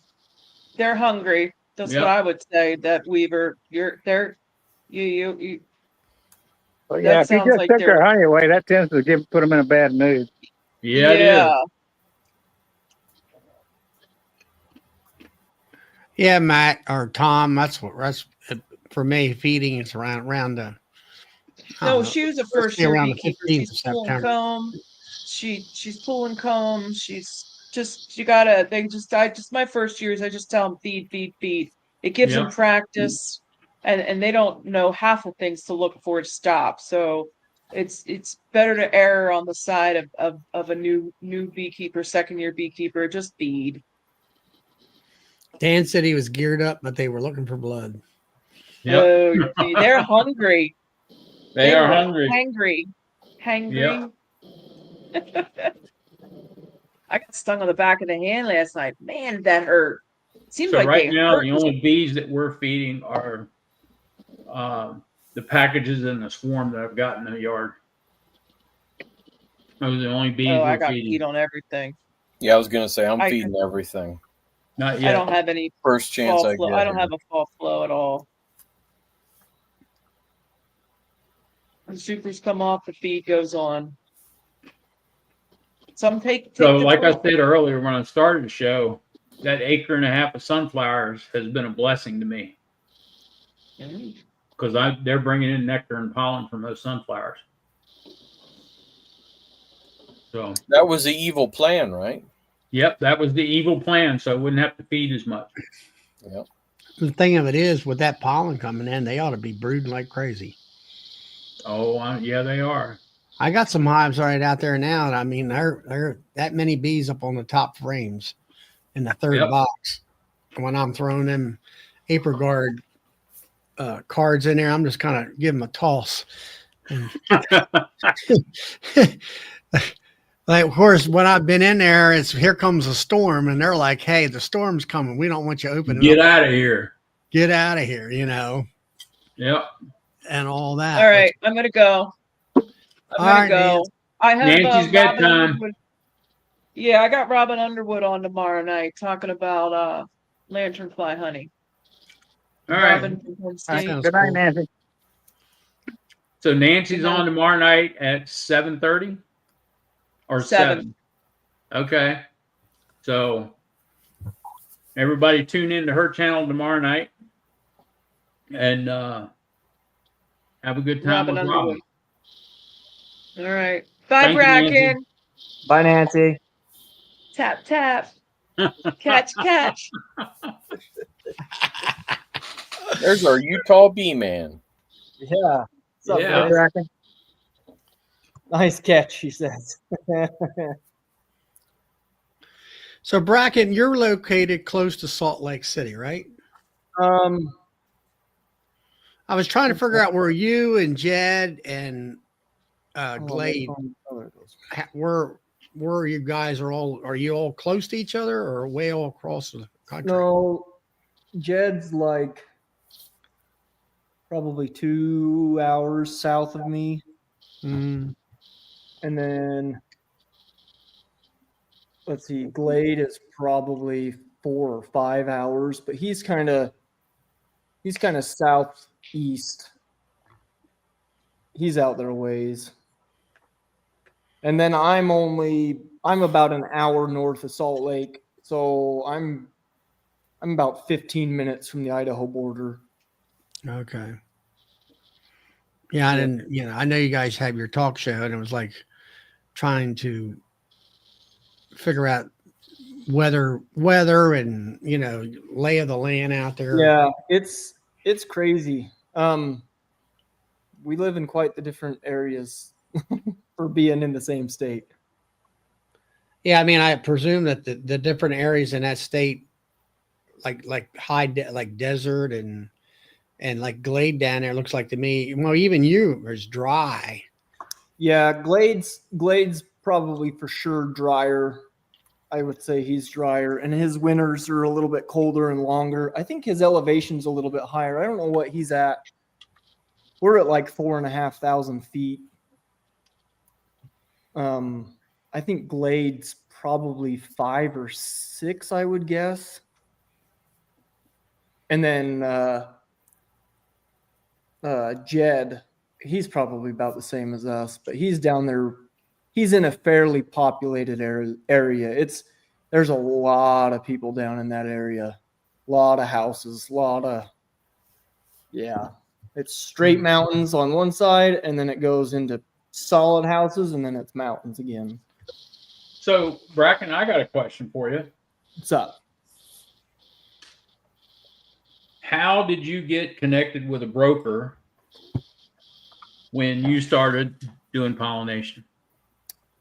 So I guess I wouldn't really call him a broker. Well, the first 2 years I sent him with a commercial guy. I think we've had that chat. Yep. Yeah. That was where you wound up with your bees in jail, right? Well, yeah. Yeah. Yeah. That's a bitter subject. No, I'm over it. It is what I actually talked to him the other day. He's doing pretty good. The beekeeper. He's I'm probably not gonna do business with him again, but I think he's doing pretty good. So Oki, the guy that I buy my queens from out there in California, he sends his bees to some almonds, and we just met on Instagram. He messaged me and asked me a question about something that I was using. I think he asked me about the rivets that I have in my feeder buckets, the little tiny metal rivets that I poke in there and it just drips.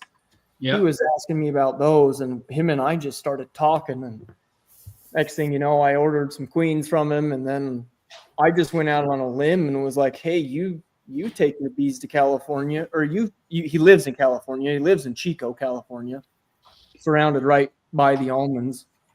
And I was just like, do you know anybody that would take my bees, and help me out? He's like, I will. I was like, oh, hell yeah. So that's kind of how that goes.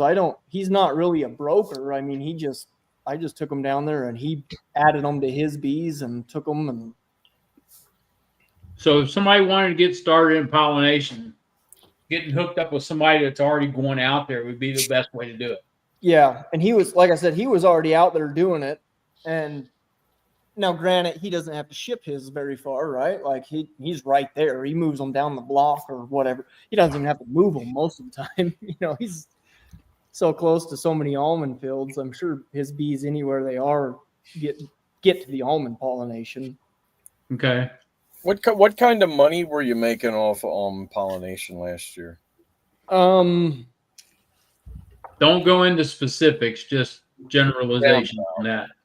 Yeah, enough that I'm going to keep doing it. Like, Okay. it's paid for everything and some. Mm-hmm. So you made a little bit of money. Yeah, I knock on wood, I have not lost money on the almonds yet. Knock on wood. I know how farming and agriculture goes. So, Are you going to truck them out yourself again this year? yep, that's my plan.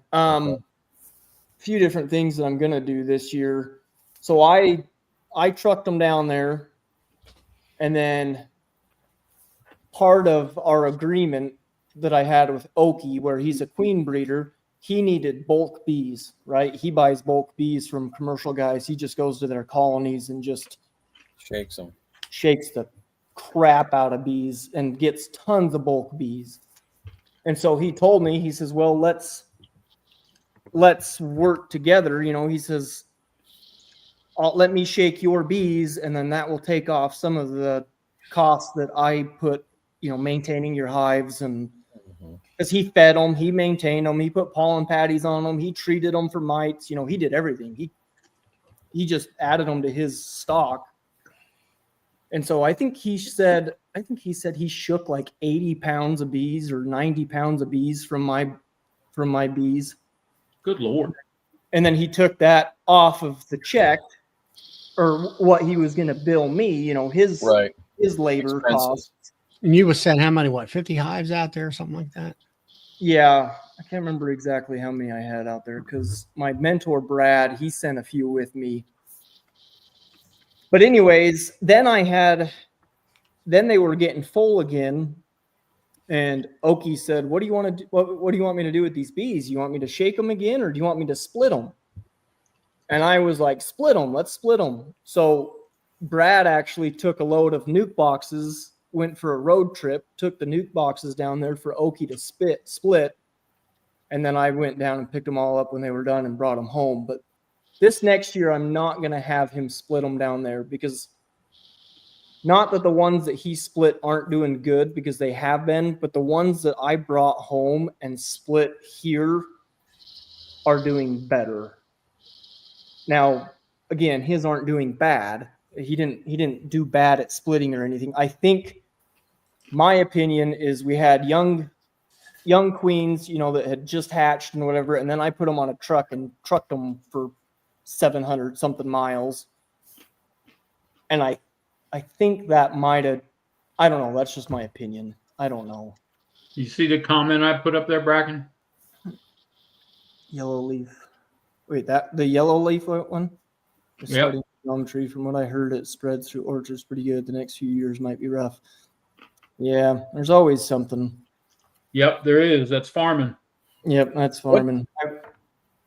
Bracken, from the almonds or whatever they're getting out there, what's that typically do to a hive? Is that pretty good feed for a hive and they come back pretty strong? Or yeah, they come back so thick that I have to instantly start pumping them full of feed because there's so many bees, there's so much brood, and they have a fair amount of resources.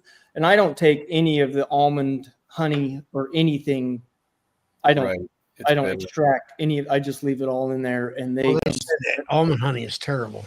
Yeah, I haven't tried it, but I've heard it's really dark and really. I've seen it. It is really dark, really molassesy.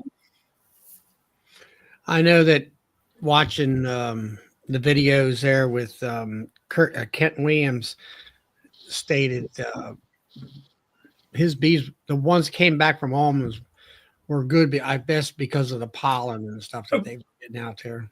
Yeah, I've heard almond pollen's really good for them. Got a lot of, and they come back.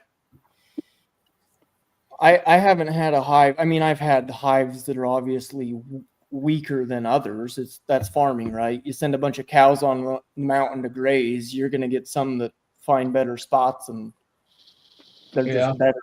They're just better in general. But I've never had any that are like, oh, these bees did terrible. Like, but that's my experience so far. I think if you were to send a semi-load, you'd probably see a lot more, but I'm not dealing with that many. Almond honey tastes like battery acid. Yeah, I don't need to try it.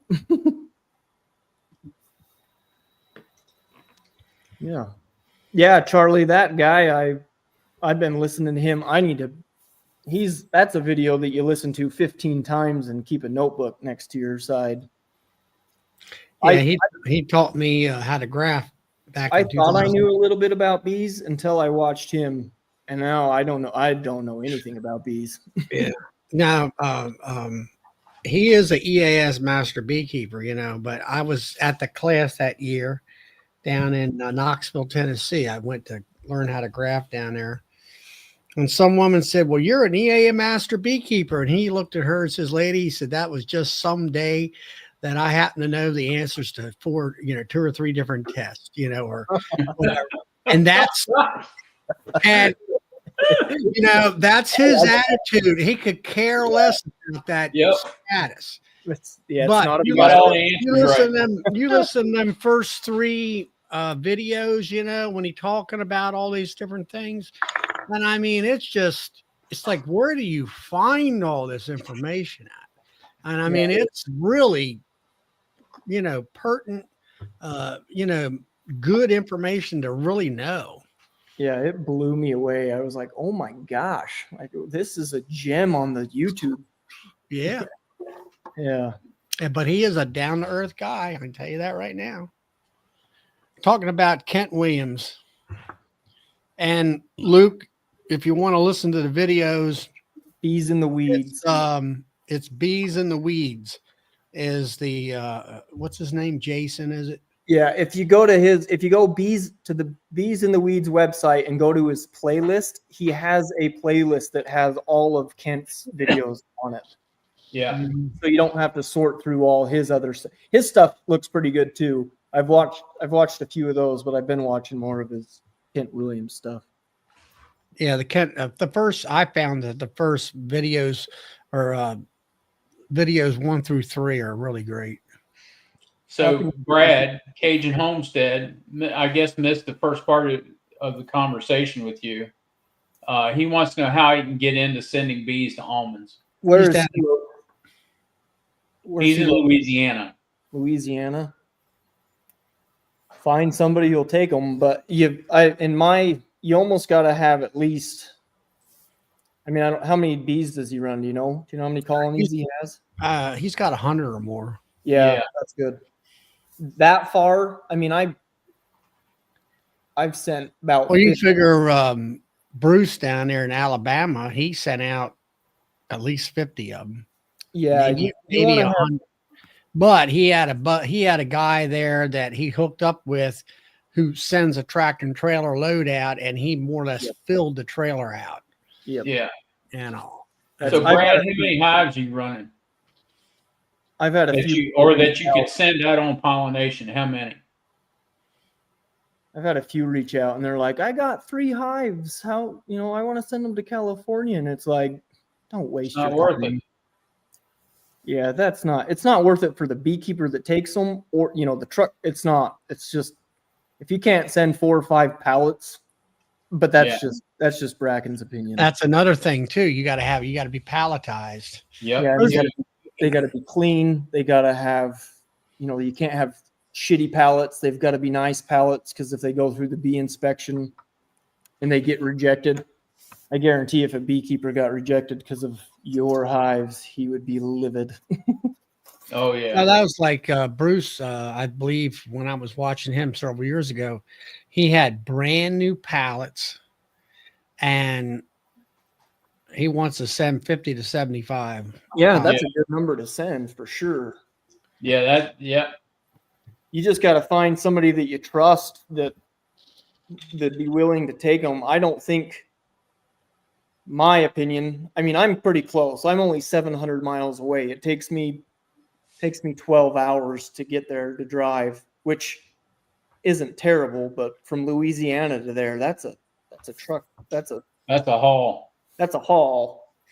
You'd have to get I don't know, I would say you'd have to talk to Bruce, Brad, and either Bruce or maybe Dirt Rooster might. Yeah, Dirt Rooster might know somebody.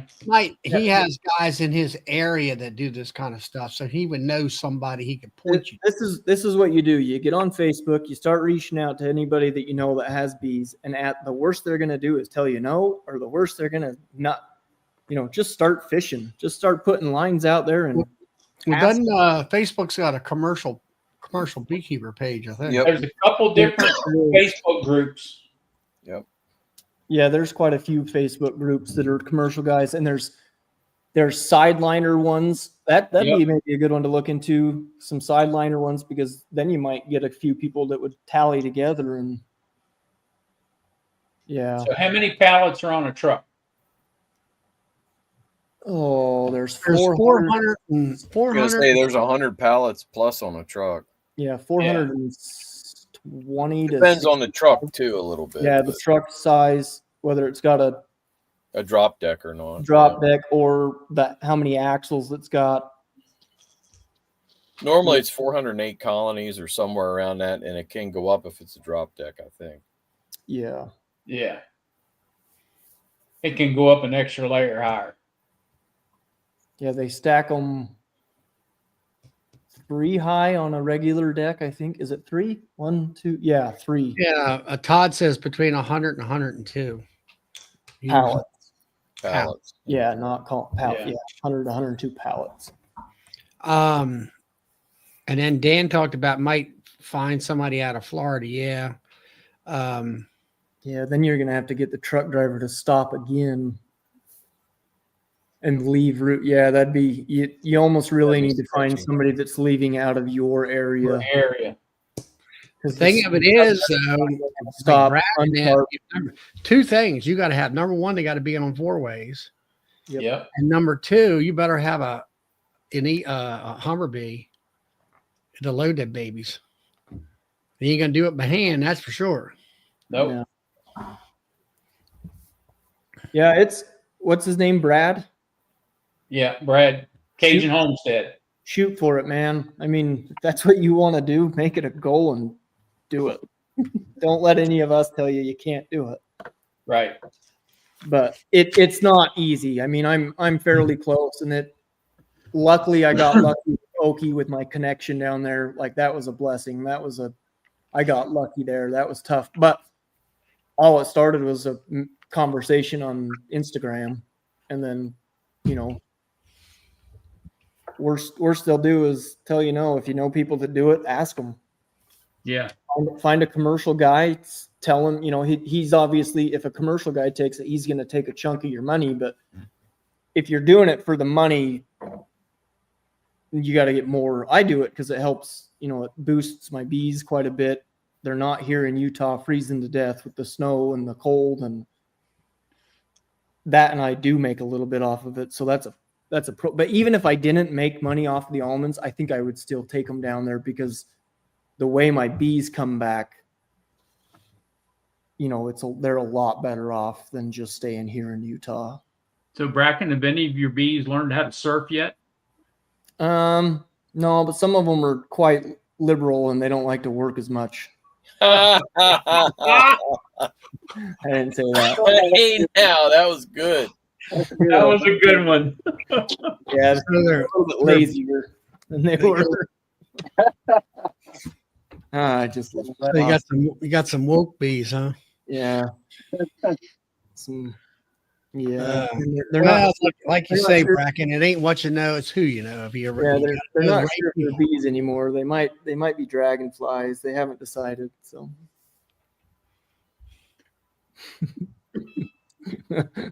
next topic. Yeah. Yeah, let's move on from that one. Don't hate me. No. I love everybody. Everybody's entitled to their So own. when you bring your bees back, and I've been watching your videos and stuff, and you got a desert type situation there as far as honey flow, I presume. I don't know. Was it desert flowers you're getting your honey from? Right now I don't know what's blooming right now, to be honest with you.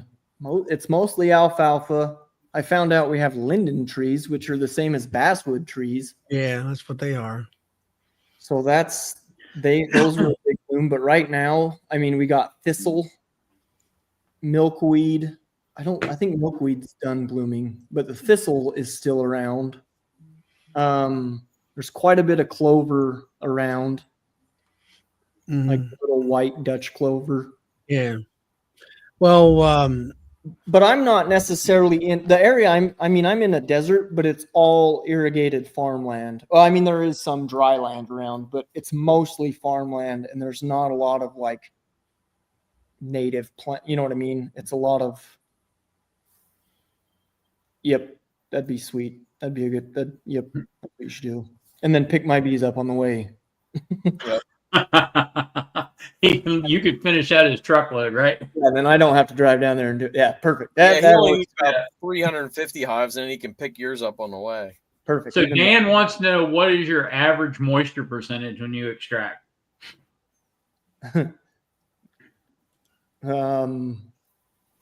Do you know? Yeah, 15, 16. Yeah, you're dry. Yeah. You probably have a hard time getting the honey to come out of the damn. Yeah, the one year I had to put I about died, but I had heaters going on in the shed, and I had a heater underneath the extractor just to try to get it to, because it was just so freaking dry, just sticky and dry. Then you go down there to Alabama and the stuff pours out like water. Yep. Bruce's stuff, and I'm like, oh my gosh, this honey is crazy. That little pull that I got last week was 15% tops, and it was not capped. Most of it. Where are you from? I'm in Texas, near Dallas, but it was real unusual. It's real unusual.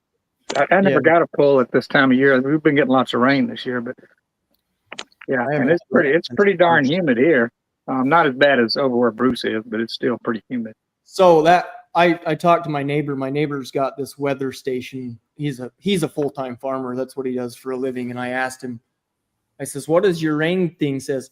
His rain gauge hasn't registered rain since March. So it's been 5 months since we've had rain. It's now we've had the little like spit where it makes your windows dirty, right? Yeah. But his rain gauge has not registered rain since March. That sounds like us here last year. Yeah, it's terrible. And then here several weeks ago, I've had 3.5 inches in 1 week. If we got 3.5 inches of rain in 1 week, we would be swimming. Oh, I'm sure. Now you're talking about having alfalfa. Do they let that alfalfa bloom for a while out there? Some do. The dairy farmers don't. Yeah. The dairy farmers like to get it real young. But my neighbor, he isn't selling to dairies anymore. And so he has actually been letting his bloom quite a bit this year. And my bees have been doing really well. Yeah. I just seen something. It was on the internet or YouTube or something in Washington State. There's an area up there that's where they make alfalfa. These guys are into harvesting alfalfa seed. Yep. Do they use leaf cutter bees? No, there's some other kind of bee that they make areas of, like an acre or more. It's a bee. It's in the ground. And some minor bees? Huh? Are they minor bees? Something, I forget what they called them. It's specific to only their area in the whole country. Interesting. Wow.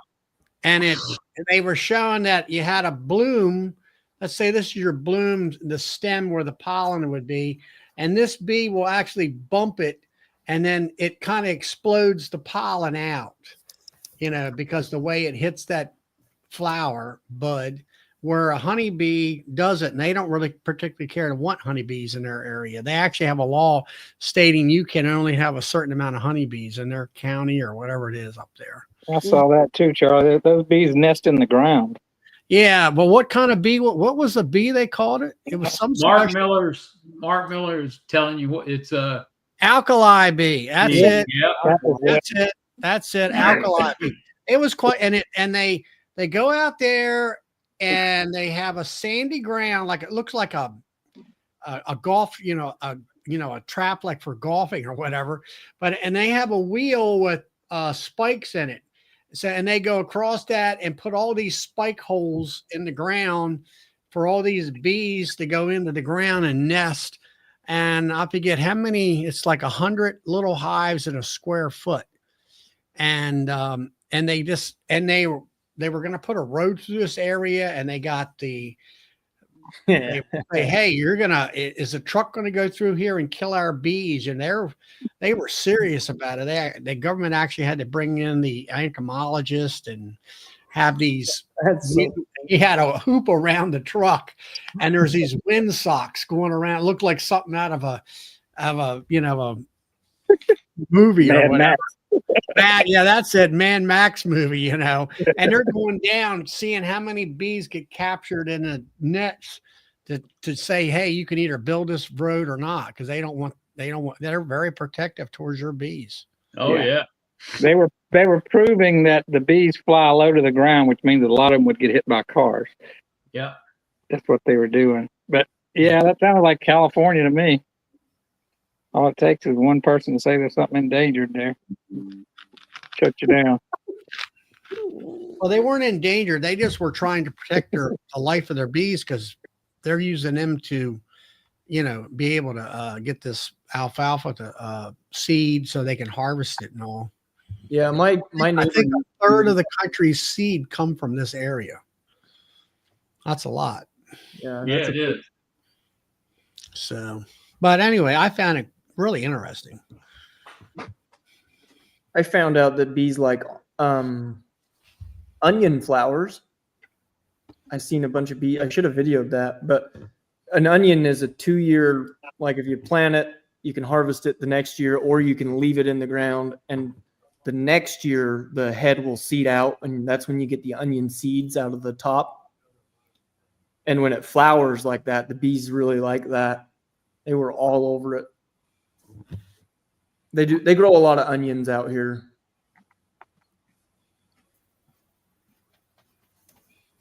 Did I lose you? No, you're good. I was watching Mark's comment there. Yeah.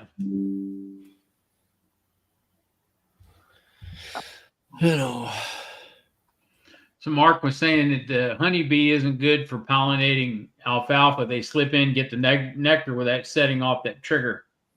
Yeah, that's exactly what they were saying. Makes good honey though. Yep.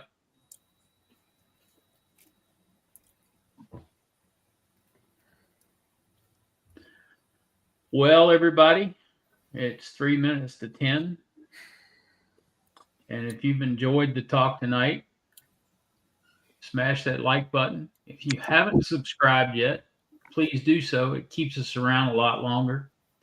And don't forget Wednesday night, 7:30 for Nancy and Tom. Friday night is Sawmill Charlie's at 8 o'clock Eastern time. And I'll be on there as well. Lord willing and the creek don't rise, I will be. So everybody have a good night. And we will see you Friday night and next Monday. Night, everybody. See ya. Not everybody.